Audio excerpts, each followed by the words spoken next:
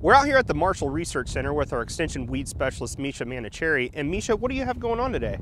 We are planning our first research trial, and this one's specifically looking at management of rescue grass, one of our hardest bromes to control. Before we get into that rescue grass, let's kind of talk about across the state for grazing, producers pretty much already have their wheat in the ground, but for the grain only crop, they're just really starting to gear up to plant. Are there still things that producers can do to manage some of those those pesky grasses? Yeah, there absolutely is.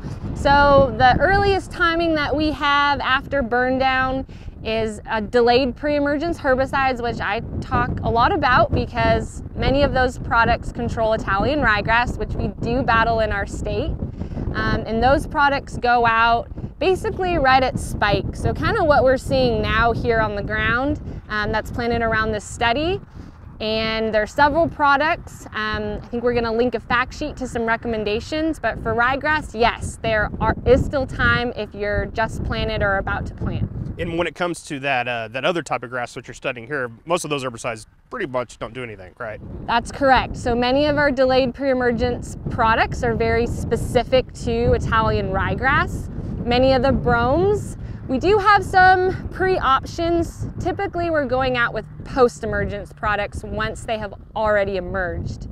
So in this study, we're looking at 2 of those herbicide options. We're also looking at planting date and variety selection, kind of throwing everything at it because it's such a tough weed. Is that something that is that weed something that kind of impacts all of Oklahoma, or is it really kind of central to the northwest part of the state or the western part of the state? Yeah.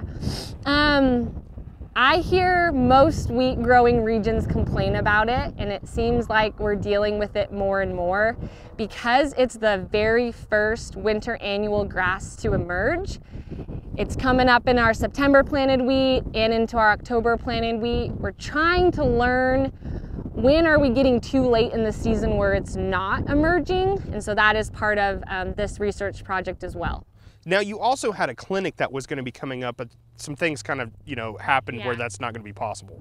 Yeah, so we have been so thankful that we've hosted the Herbicide Symptomology Clinic the past 3 years, and we plan to have it again this year. We had several inches of rainfall after planting and spraying pre's. And so we're going to cancel it for this season.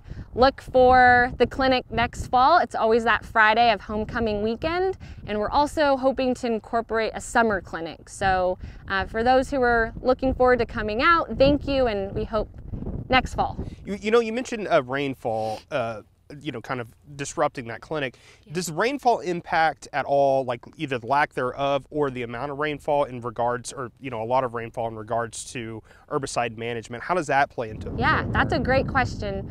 So those delayed pre-emergence products that we talked about that go on around wheat spike, they have to be incorporated by rainfall into the soil profile. So we need to be really strategic in those applications where we see rain coming. Our post products, once the weeds are up, they don't need to be incorporated, but we do need to make sure we have good contact and don't have rains washing off product too quick after application. All right, thanks, Misha. If you would like a link to the fact sheet that Misha was referring to earlier, go to our website, sunup.okstate.edu.